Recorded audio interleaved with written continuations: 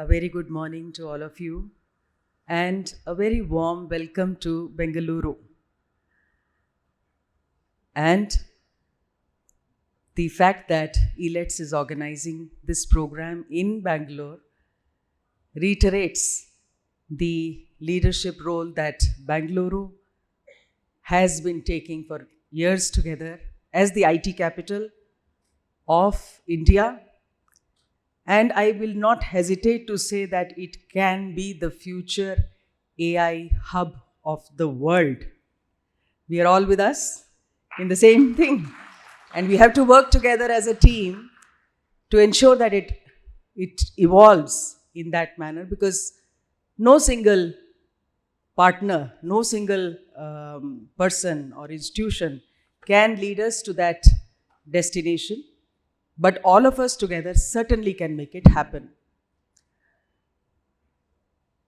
As far as artificial intelligence in administration is concerned, I'm very happy to be part of this program because government is the biggest owner of data. And without data, credible data, secure data, AI may not happen. We really require a huge, data set to work on the algorithms and, come out with the models, come out with predictions, etc. But what is the challenge in this particular sector is that artificial intelligence cannot be an exclusive domain of IT personnel. You require a good mix of other disciplines like psychology, philosophy, linguistics, many other. Because if you try to understand and predict with only numbers, it can lead us to haywire. I have tried this, and that's why I'm saying this. We had created one project called Data Lake in the planning department, putting together all the data of all the departments. We had an MOU with Triple IT Bangalore and one more organization with the social analytical background. And we went on to select 5 sustainable development goals. SDG 1 talks of no poverty. SDG talks of malnutrition. SDG 3 talks of health, 4 of education, quality education, 5 for gender equality. We wanted to take the help of all this data wealth that we had and come out with a decision-making tool to say that where my budgetary resources should go to give me the maximum output. Now, when I left it only to the triple IT, youngsters who were data analysts and scientists, the model was very, very skewed because many of the factors were not taken into account which differentiate the outcome. For example, if I were to use AI to measure the intelligence level of student 1 and student 2 and compare the two, very simply put, somebody who is scoring 90% is high IQ, somebody is scoring 80% or 70% is low IQ. But when you take the socio-economic parameter into account, a student who is in a rural area, who is from a poor socio-economic background, with all the difficulties that he or she must have suffered, and still managed to score 60 or 70%, is probably equally intelligent as compared to an urban, elite, 90% guy. Do you agree? Do you agree?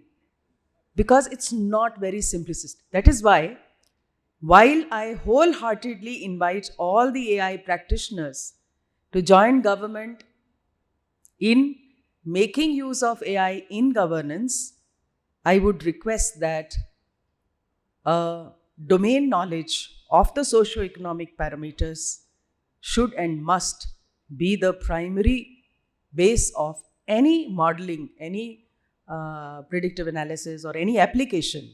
So let's have a team which works with the domain knowledge people and the IT professionals, and then I'm sure large number of issues that we have in governance can be very efficiently and effectively handled.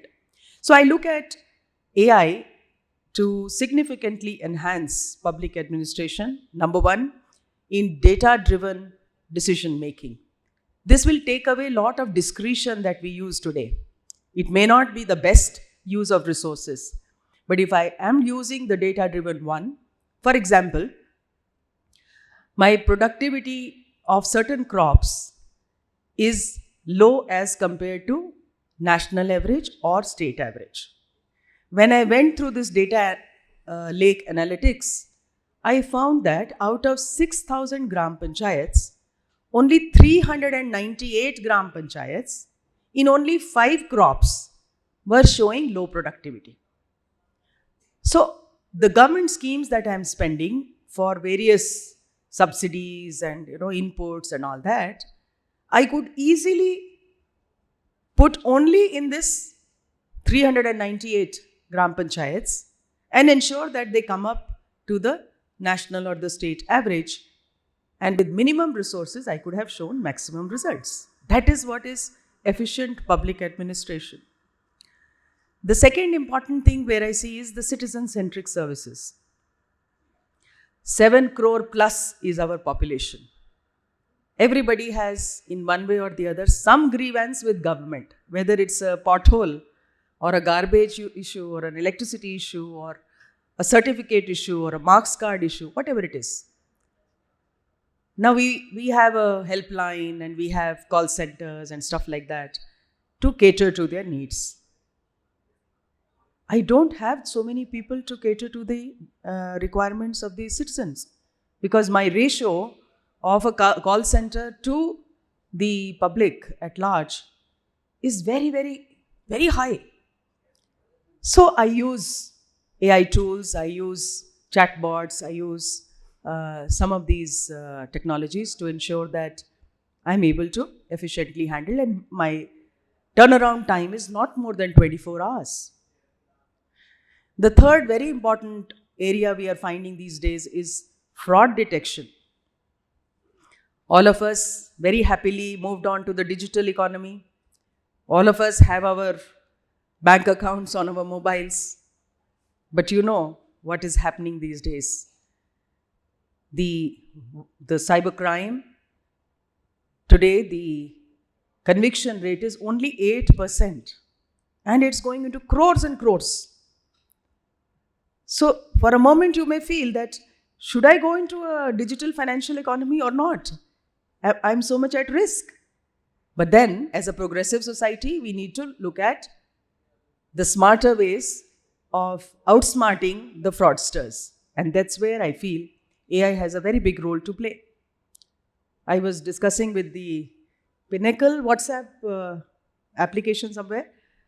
These days, the new trend in the economic frauds is that they create one WhatsApp group, their own set of 10-20 people, and they will keep on giving messages. Oh, I made so much money, I invested in this stock, and my 10 lakh became 30 lakh and 30 lakh became 1 crore and so on. So what a wonderful analysis, it is being given by such and such analyst.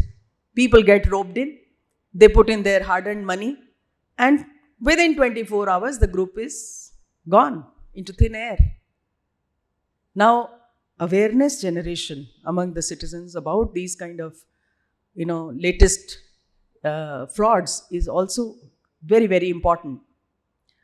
The fourth important thing I feel is improving the services. Now, I just mentioned there is a civic amenities issue. Citizens want a good quality service.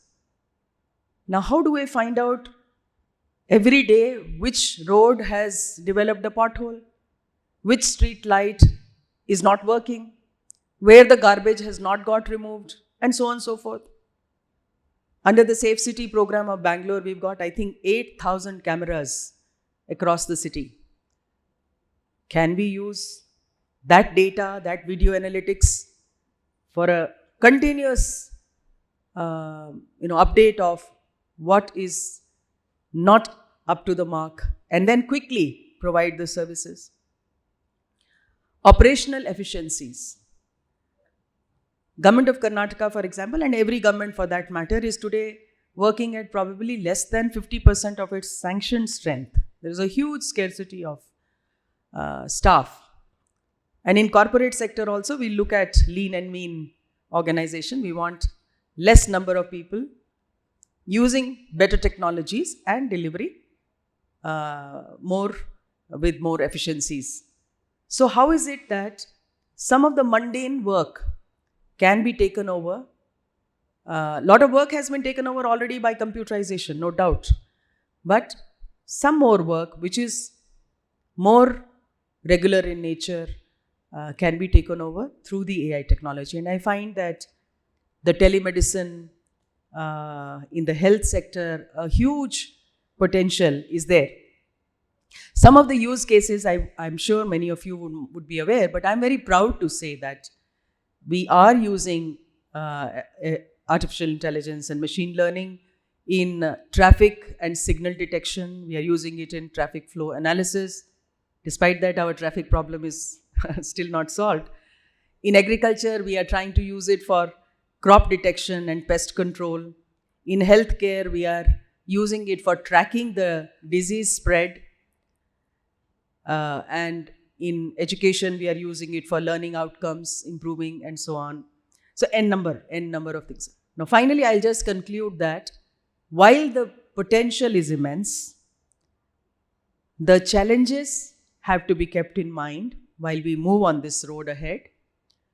We must see that what are the computational demands of AI and MI, and then find the solution in terms of where to invest in advanced hardware, cloud computing, parallel processing. One very simple example we have a state data center in which we store all the data for the government services. And the demand was more. So we contacted the STPI, said, I can't create a state data center overnight. So immediately STPI gave us cloud space, and we could then, without any interruption, proceed with our activities. But in the long run, we need to create and invest in this infrastructure. The training effort is very, very critical. As I mentioned, it's just not computer application. It is a multidimensional thing, and we, the practitioners in government and IT, need to have a good amount of capacity building and then validation in the field to ensure that what we are doing, what we are bringing out, meets the needs of the field. Data privacy and security, as I mentioned already, are a very big challenge. And we discover one data shield and another person comes and breaks it, and then we have to get into some more methods to ensure that, because data privacy, if there is a breach, all our efforts will go totally waste. We have to be very, very careful on that. And finally, the biases. So I've already mentioned the biases in AI algorithms. They can be reduced by appropriate training. So with this, I would be very, very happy, and I look forward to all the sessions that are coming forth. Different experts from different fields are here, and I can only say that Karnataka would be the first state to adopt any of the innovative solutions that you come forward, and be very happy to collaborate with all of you. Thank you.